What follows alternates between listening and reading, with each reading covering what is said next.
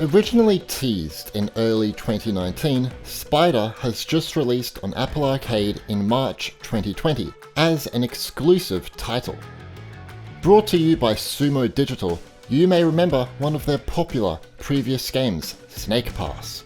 Today I'm going to present my initial thoughts on this puzzle adventure game, give some constructive feedback, and showcase how it performs across all my Apple devices. I first spotted Spyder early on in its development, when it won the internal Game Jam competition in 2017.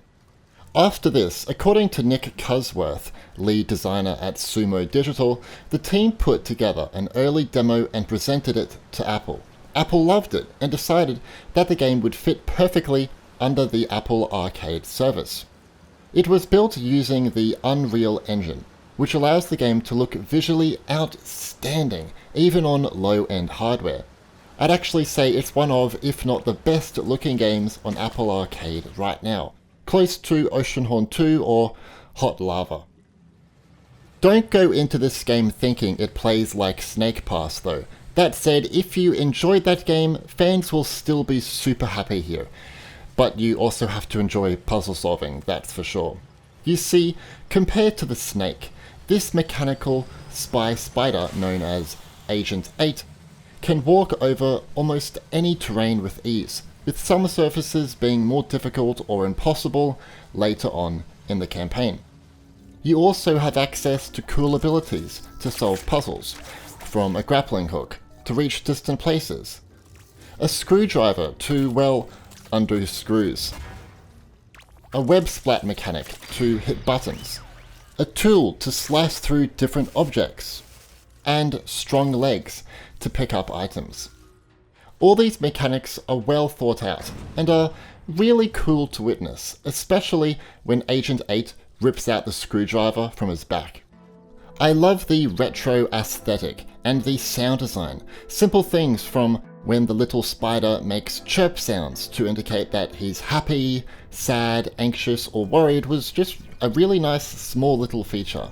And also, you get a great feel for how small this spider is, with ginormous everyday objects and people to provide somewhat of reference of how tiny he really is.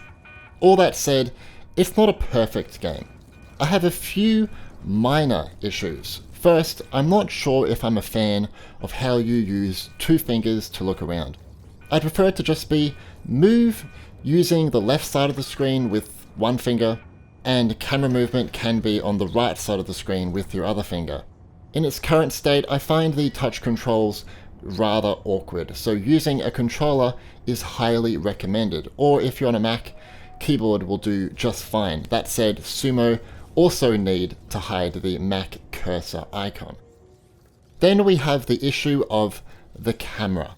Instead of using a third-person viewpoint, Sumo have gone for a more multi-angle camera. This resulted in the spider often moving in the wrong direction unintentionally. There were glitches with the camera positioning, and on the very odd occasion, I completely lost the little fella. Hopefully Sumo look into this based upon everyone's feedback that should come on the App Store or on social media in the coming days, weeks. I would also like Sumo to add a hints feature.